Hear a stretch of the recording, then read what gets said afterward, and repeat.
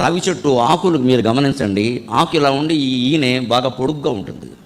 తరగల్ పిప్పల పత్రముల్ మెరుగుడద్దంబుల్ మరుద్దీపముల్ కరికర్ణాంతములెండమావుల తతుల్ ఖద్యోత గీట ప్రభల్ సురవీతి లిఖితక్షరంబులసువుల్ జ్యోత్స్నాపయ పిండముల్ సిరులు అందేల మదాంధులం దుర్జనుల్ శ్రీకాళహస్తీశ్వర. దుర్జటి రచన వచ్చింది. మన వేదాంత శాస్త్రం మొత్తం మీద జీవితాన్ని వర్ణించదలుచుకుంటే రావి ఆకుతో వర్ణిస్తారండి. ఎందుకంటే గాలి ఏమాత్రం లేకపోయినా సరే చలించేది గాలి, రావి ఆకు. తెనాలి రామకృష్ణుడు పాండురంగ మహోత్సవంలో చలపత్రాంచల దీప్త అంటాడు. రావి చెట్టు చివరి కాకి ఉందిట, దాన్ని చెప్పడం కోసం చలపత్రాంచల శాఖ అంటాడు. రావి చెట్టుకి అమరకోశంలో పెట్టిన పేరు చలపత్రం, చలించే ఆకులు కలిగింది. మిగిలిన చెట్లకు ఆకులు లేవా, చలించవా? మర్రి చెట్టు ఆకులు చలించడానికి రావాల్సిన గాలి వేరు, రావి చెట్టుకు రావాల్సిన గాలి వేరు. ఏ గాలి లేకుండానే రావి ఆకు చెలుస్తుంది. నీ జీవితం కూడా అంతే. ఈ క్షణం ఉన్నావు, తర్వాత ఉంటావా లేదు. పైగా ఈ అశ్వత్థం ఎలాంటిది? భగవద్గీతలో ప్రమాణం. ఊర్ధ్వమూలమధశాఖం అశ్వత్థం ప్రాహురవ్యయం ఛందాంసేస్య పర్ణాని యస్తం వేద సవేద వితు. ఈ ఒక్క విషయం తెలుసుకుంటే వేదం అంతా చదివినట్టే అన్నాడు కృష్ణుడు స్వయంగా. మనం దేవుడు చెప్తేనే నమ్మాలి కదా. యస్తం వేద సవేద వితు. ఈ ఒక్క విషయం నువ్వు తెలుసుకుంటే వేదం అంతా చదివినట్టు. ఏమిటా విషయం? ఊర్ధ్వమూలం, ఈ జీవితం, సంసారం. దేవుడికి కాదండి మూలం, అది సంసారానికండి. అశ్వత్థం ప్రాహురవ్యం, ఈ సంసారం, ఈ జీవితం. సంసారం అంటే కుటుంబ జీవితం కాదండి, పొరపాటు పడద్దు. తెలుగులో సంసారం అంటే కుటుంబం అనే అర్థం వచ్చింది, కుటుంబమే. సంస్కృతంలో కానీ హిందీలో కానీ సంసారం అంటే మొత్తం జీవితం. మనం పుట్టినప్పుడే మనకు సంసారం ఏర్పడింది, అది పోయినప్పుడే పోతుంది. పెళ్ళయ్యాక ఏర్పడేదాన్ని కుటుంబం అంటారు, సంసారం అన్నారు. హిందీలో ఎప్పటికీ వార్తలు చదివితే సారీ సంసారమే అంటారు, కుటుంబంలో కాదు అక్కడ, మొత్తం ప్రపంచం అని అర్థం అక్కడ. సంస్కృతంలోనూ అంతే. ఈ సంసారం అంటే జీవితం, ప్రపంచం అని అర్థం, కానీ ఒక వ్యక్తి కుటుంబం కాదండి. మనకు తెలుగులో వచ్చింది ఈ మాట అలాగా. ఈ సంసారం ఎలా వచ్చింది, ఎలా ఉంటుంది అంటే ఇంత చంచలం, అది ఎప్పుడు పోతుందో తెలియదు. అంటే దాన్ని పట్టుకుని ఏడవకును వైగా, అది ఊర్ధ్వమూలం, దేవుడి నుంచి బయలుదేరింది. దేవుడిని ఎప్పుడు మనం ఏమంటాం భాషలో, ఓ పర్వాల పైవాడు, పైవాడు అంటే ఎవడు? పై అపార్ట్మెంట్ వాడా? దేవుడేగా మన ఉద్దేశంలో. పైవాడు ఉంటున్నాం కదా, ఏదో అలా పైవాడు అంటాం కదా. ఓ పర్వాలా దేకతా అంటారు హిందీ వాళ్ళు కూడా, పైవాడు చూస్తున్నాడు అని. అంటే ఈ పైవాడు అన్న మాటకి లెక్కగా మన కృష్ణుడు చెప్పింది ఏమిటంటే ఊర్ధ్వమూలం, ఇది దేవుడి నుంచే బయలుదేరిందయ్యా. అధశాఖం, కిందికి ఎలా శాఖలు వ్యాపించుకుంటూ వచ్చే తలకిందులుగా ఉంది ప్రపంచం. అశ్వత్థం ప్రాహురవ్యం, ఈ సంసారం కూడా అవ్యయం ఉంటుంది, అది నువ్వు పోవచ్చు దీని నుంచి, అది పోదు. అంటే దీని విషయంలో ఎలా ఉండాలి? అది ఉన్నప్పటికీ మనం క్షేమంగా ఉండాలి అంటే ఇది శాశ్వతం కాదు, ఇది ఉండదు, ఇది ఉండదు. నేను ఉండనప్పుడు ఏముంటే నాకేం? చెన్నై సూర్య గారు నీతి చంద్రికలో అంటాడు, తాను పోయిన తర్వాత దేనితోనైనా పని ఏమి అంటాడు. తాను పోయిన తర్వాత దేనితోనైనా పని ఏమి? ఏమంటే నా తర్వాత ఈ పుస్తకం ఎవరు రాస్తారండి, అవధానం ఎవరు? నాకెందుకండి ఆ గొడవ? ఎవడు చేయాలంటే వాడు చేస్తాడు. మనతో ప్రపంచం పుట్టిందా, మనతో పోతుందా? మనం ఉన్నంతకాలం మన ప్రాధాన్యం మనం ఉంటుందండి, గుర్తుపెట్టుకోవాలి ఈ మాట దయచేసి. మనం ఉన్నంతకాలం మన ప్రాధాన్యం మనకు ఉంటుంది, కానీ మనం లేకపోతే ఏది ఆగదండి, అది గుర్తుపెట్టుకోవాలి. అప్పుడు ఉన్నప్పుడే మనం ఎలా ఉంటాం? ఈ ప్రాధాన్యం లేకుండా ఉండడానికి కూడా అలవాటు పడాలి. వయసు పెరుగుతున్న కొద్దీ మన ప్రాధాన్యాన్ని మనమే తగ్గించుకోవాలి. వద్దు నేను రాను, నన్ను వెలవకండి, తగ్గించుకోవాలి. ఒంటరిగా ఉండడం అలవాటు చూసుకోవాలి. ఏకాంతం, మౌనం, ధ్యానం. ఈ కాలక్షేపాలు పెరుగుతున్నప్పుడు అండి జీవితం కూడా ఇలాగే. అమ్మయ్య, ఇద్దరు పిల్లలకి పెళ్ళిళ్ళు అయిపోతే అవుతాయి, తర్వాత ఇంకా ఆపేయాలి. పెళ్ళయింది కానండి, మా అబ్బాయికి ఇంకా సంతానం కలగడం. నీకు కలిగింది కదా, వాడు ఏడుస్తాడు, ఏడుపేదో. మనం చేయాల్సింది పెళ్ళి, సంతానం కనాల్సింది వాళ్ళు, మనం కాదు. మా కోళ్ళు ఇంకా నీళ్లు పోసుకోవాలి, నీళ్లు కాకపోతే పాలు పోసుకుంటుంది, నీకు అనవసరం. నువ్వు మాన, ఇంకా దానికోసం నువ్వు ప్రదక్షిణం చేయడం అనవసరం. ఇది వాళ్ళకి అక్కర్లేదు అనుకుంటారేమో, సంతానం మనకెందుకండి? కలిగారు, సంతోషం అమ్మా. వాళ్ళు అడుగుతారు మన నాన్నగారు ఏ పేరు పెట్టమని. నాయన నువ్వు అమ్మాయి ఆలోచించుకొని మీ ఇష్టం వచ్చినట్టు పెట్టుకో, అది చెప్పాలి మనం. అంతేగాని మన ఈయన అన్నం పక్కన భార్య ఆమె నాన్నగారు పేరు పెట్టరా ఈయన చెప్పలేక ఆలోచి చెప్తున్నాడు ఇక్కడ. ఎందుకు వచ్చిన కూడా ఇది వదిలించుకోవడం అంటే ఇది. మంది మీకు కావాల్సిన పేరు ఏదో చెప్తారు కదా, పేరు బ్రహ్మాండంగా ఉందో అని చెప్పాలంతే, సంతోషిస్తారు. అయిపోయి వదిలించుకోవడం అంటే ఇది. రాను దాన్ని తగిలించుకోవడం అంత బాధ లేదు, వదిలించుకోవడం అంత సుఖం లేదు. ఈ సంసారం తాపత్రయం వదులుకోలేము. మనవాళ్ళతో వదులుకున్నా పర్వాలేదండి, ముని మనవరాలు కూడా పెంచుకుంటారు కొంతమంది.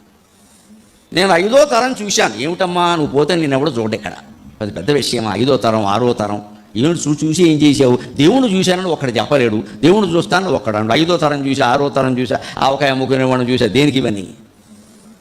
ఈ తాపత్రయమే వదిలిపో. అందుకోసం ఇది అశ్వత్థం చేయించాను. అంతేకాదు మర్రి చెట్టు ఎందుకు చెప్పాడంటే విష్ణు సహస్రంలో ఇది పెరిగిన విధానం చూస్తే మీకు మర్రి చెట్టు చూడండి, విత్తనంబు మర్రి వృక్షంబునకునేంత వేమన పడింత విత్తనం ఇలా చిన్న మొక్క అయింది, మొలకైంది, కొమ్మయింది, రెమ్మయింది, ఆకయింది, పువ్వు అయింది, పిందయింది, కాయ అయింది, పండు అయింది. అలా పైగా మామూలు చెట్టు పండుతో ఆగిపోతుంది. మర్రి చెట్టు అలా కాదు, కొమ్మ నుంచి మళ్ళీ కొమ్మలు ఊడలు వస్తాయి, ఊడ నుంచి మళ్ళీ పైకి ఎడుతుంది. ఈ జన్మకు తీవ్ర వ్యవహారం కాదు ఈ సంసారం. అందుకే దాన్ని మర్రి చెట్టుతో పోల్చాడు విష్ణు సహస్రంలో. ఇది న్యగ్రోధం.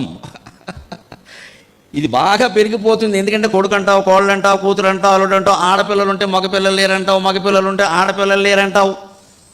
దీని నుంచి బయటపడి అందుకే విష్ణుమూర్తి ఏం చెబుతున్నాడు స్పష్టంగా, న్యగ్రోధం. మర్రి చెట్ల పెంచేసుకోకు, శాఖలు శాఖలు, మళ్ళీ ఊడలు, మళ్ళీ ఊడల నుంచి కొమ్మలు, పైకెడతావు, కిందకు వస్తావు, పైకెడతావు, కిందకు వస్తావు. ఏంటిది ఎక్కడో ఒకటి తెంచుకో.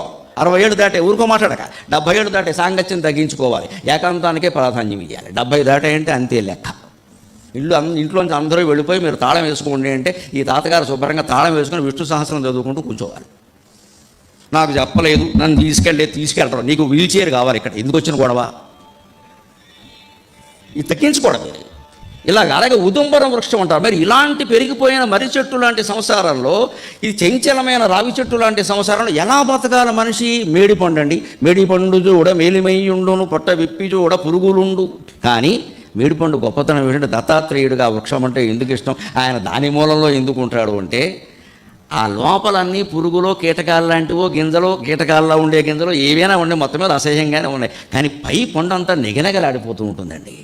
నీ కార్యాలయంలో కుళ్ళు బుద్ధుల వాళ్ళు ఎంతమంది ఉన్నా నువ్వు నిగలగలాడుతూ ఉండొచ్చు, నువ్వు ప్రయత్నిస్తే.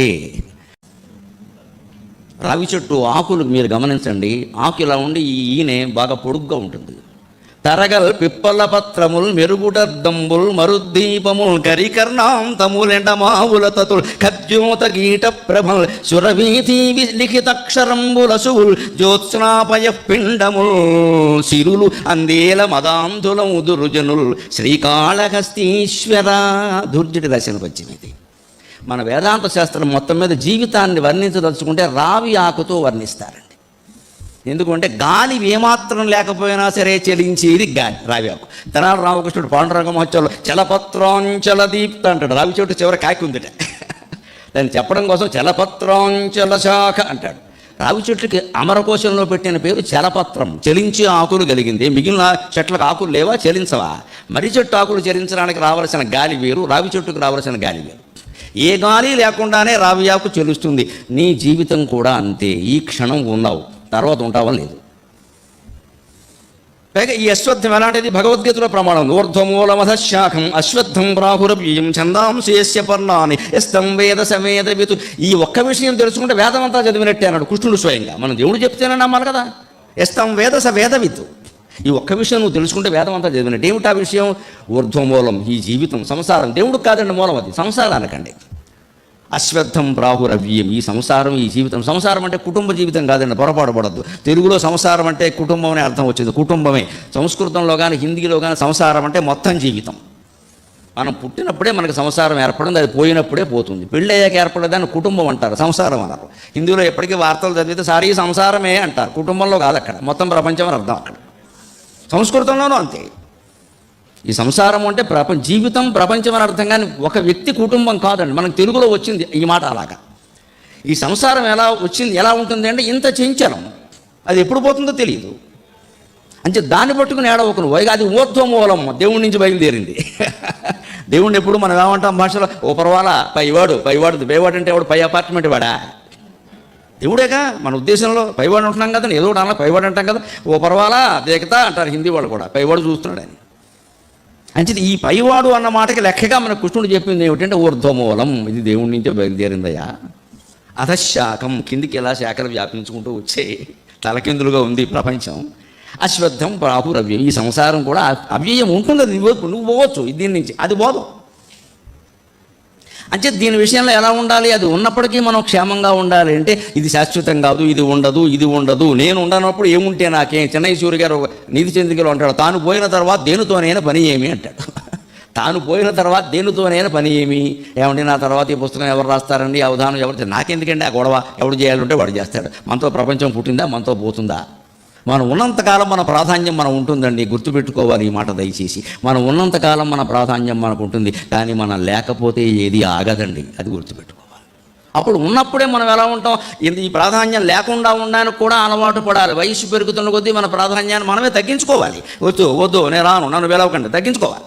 ఒంటరిగా ఉండడం అలవాటు చేసుకోవాలి. ఏకాంతం, మౌనం, ధ్యానం. ఈ కాలక్షేపాలు పెరుగుతున్నప్పుడు అండి జీవితం కూడా ఇలాగే. అమ్మాయ ఇద్దరు పిల్లలకి పెళ్ళిళ్ళు అయిపోతే అవుతాయి, తర్వాత ఇంకా ఆపేయాలి. పెళ్ళయింది కానండి మా అబ్బాయికి ఇంకా సంతానం కలగడం, నీకు కలిగింది కదా, వాడు ఏడుస్తాడు, ఏడుపేదో. మనం చేయాల్సింది పెళ్ళి, సంతానం కనాల్సింది వాళ్ళు, మనం కాదు.